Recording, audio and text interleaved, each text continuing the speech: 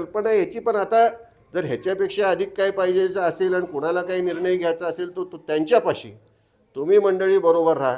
आपण ह्या तालुक्यामध्ये जी परंपरा जी सुसंस्कृतपणा ह्या तालुक्याचा आहे त्याला बाधा न येता इथून पुढचं राजकारण आपण आपल्याच पद्धतीने पुढं न्यायचं.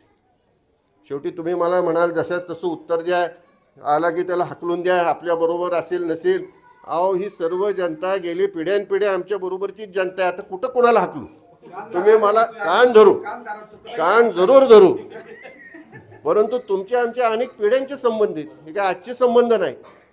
त्यामुळे मला तुम्ही 60व्या वर्षी म्हणाल की स्वभाव बदला, तर ते काही शक्य नाही. माझा स्वभाव आजही तोच राहणार, सर्वांना बरोबर घेऊन जाणार. आता कसं वागायचं नाही तुम्ही ठरवायचं. डॉक्टर म्हणतात तसा कान जरूर पकडू, परंतु आपण जर एवढ्या योग्य पद्धतीने पुढे जात असलो तर त्यामध्ये वेगळा विचार करण्याचं कारणच काय? तात्पुरता कुठंतरी फायदा करून घेण्यासाठी इकडून तिकडून उणं मारण्यात फारसा अर्थ नाही. शाश्वत आपण राजकारण करतोय आणि आपण कुठल्या स्वतःच्या स्वार्थासाठी करत नाही, तर या तालुक्याचं सुद्धा आपण काहीतरी देणं लागतो, पिढ्यानपिढ्याचं देणं लागतो. ही भावना असल्यामुळं आपण काम करतो. म्हणजे असं काही नाही की मला ह्यातून कमवायचं ना आता संपलं राजकारण. तुम्ही निवडून द्या, निवडून देऊ नका, आम्ही तुमच्याबरोबर राहणारच आहे. ह्याच्याविषयी मनात सुद्धा शंका बाळगतो. तर आपले तसे संबंध आहेत आणि तुम्ही तेवढं प्रेम आणि विश्वास दिलेला आहे. असं नाही की तुम्ही दिलेला नाही, तुम्ही दिलाच आहे. किती मतं बापू बाहेर जात होती या गावात? अगदी किरकोळ मतं बाहेर जात होती.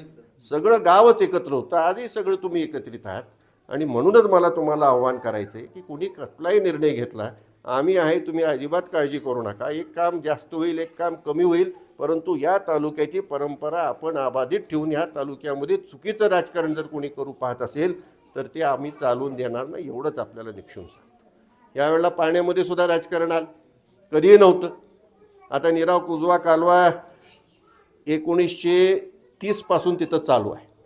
आता मी जर म्हणायला गेलो की मी कालवा सोडायला सांगितलं आणि मी आता फालकं उचलून आता तुम्हाला पाणी देतोय, तसं आहे का? जे काही नियोजन आहे नियोजनाप्रमाणे त्या ठिकाणी घडत गेलं पाहिजे. हे काही कुणी देत नाही आणि कुणाचं कुणी घेत नाही.